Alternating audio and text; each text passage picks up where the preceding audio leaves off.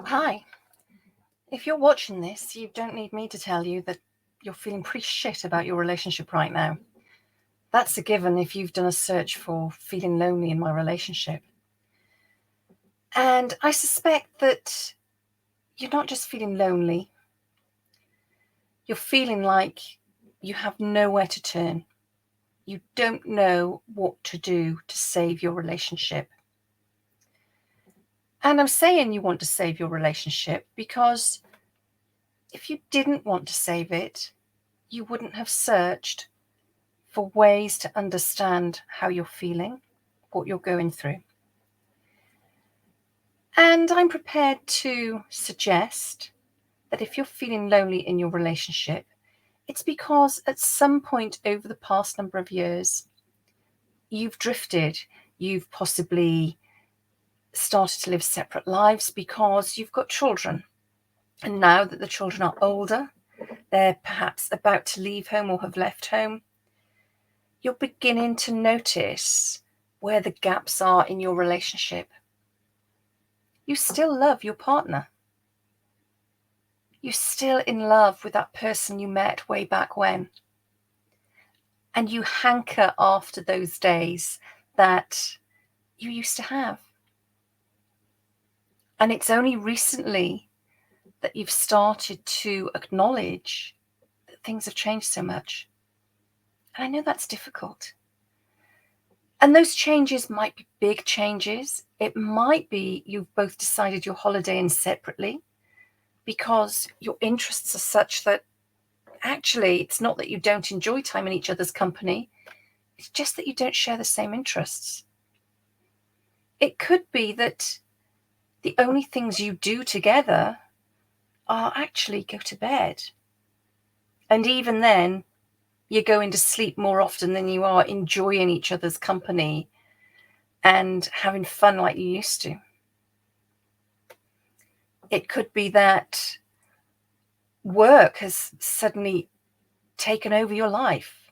It's always been there, a big part of your life.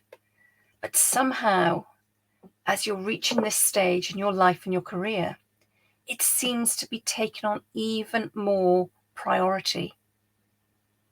And you're feeling pushed out. You're feeling that nobody really cares about what happens for you. And everybody else seems to have an incredible life. But you're wondering, where does that leave me? And I get it. I've been there. And as a midlife woman myself, it's a question I sometimes ask myself. I might be the relationships expert, but that doesn't mean to say I'm immune to the stuff that everybody else feels. But what I'm able to do is apply my own knowledge, my own experience to my relationship to bring it all back around. And that's what I'm hoping to be able to share with you. Now, very often, people in your position come to me and say, our sex life is non-existent, our relationship is doomed. And the lack of a healthy sex life is the majority of the time just a symptom that things aren't going well. And what I would like you to do is take a look at the other areas of your life.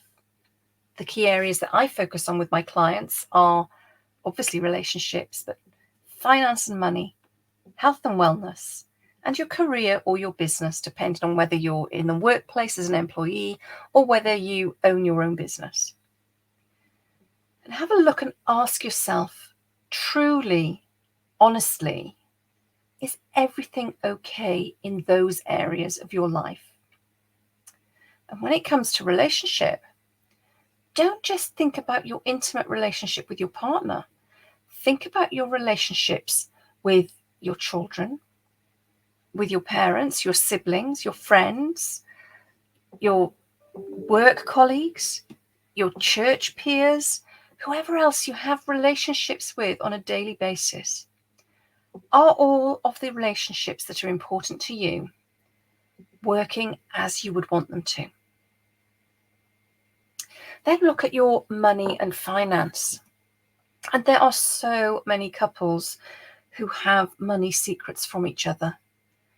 And whilst on the one hand, I understand that, on the other, keeping secrets from your partner creates so much stress and anxiety in your life that comes through in your relationship and in the way you interact with your partner. To be really honest with yourself about what's going on in the money and finance area of your life. Are you worried about debt? Are you worried about paying fees for university or college?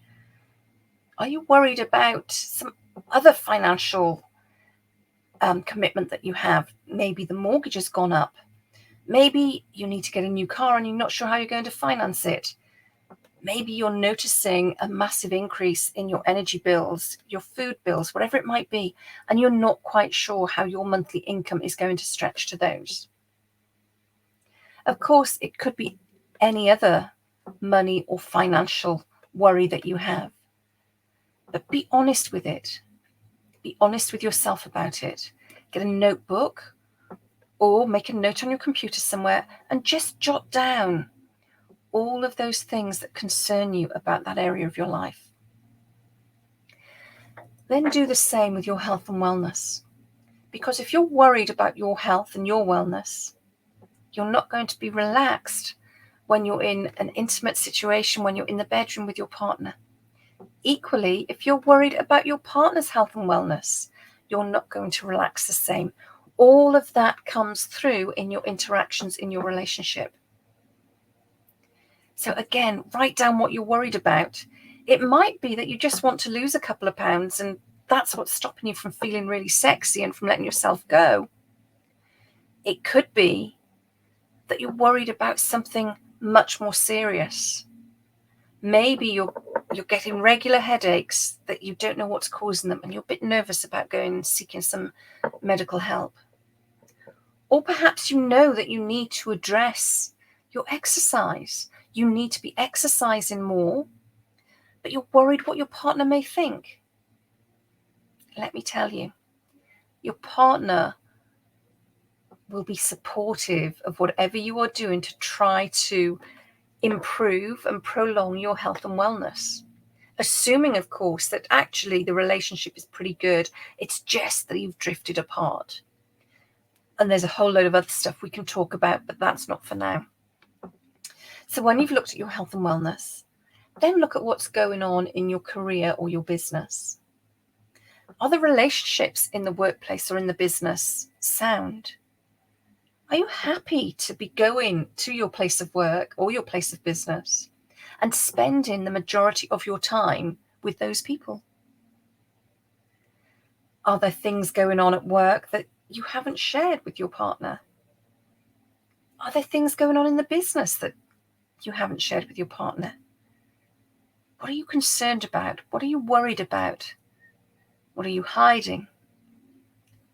Make a note of all of these things, because it's only when you are real and transparent with yourself about what else is going on in your life can we start to look at the impact it may be having on your relationship. And if you are worrying about other areas of your life, you will, at a really deep subconscious level, be withdrawing from your relationship with your partner. And if we withdraw from our partner over time starts to withdraw from us. And they start to go and find things to occupy their time, occupy their mind.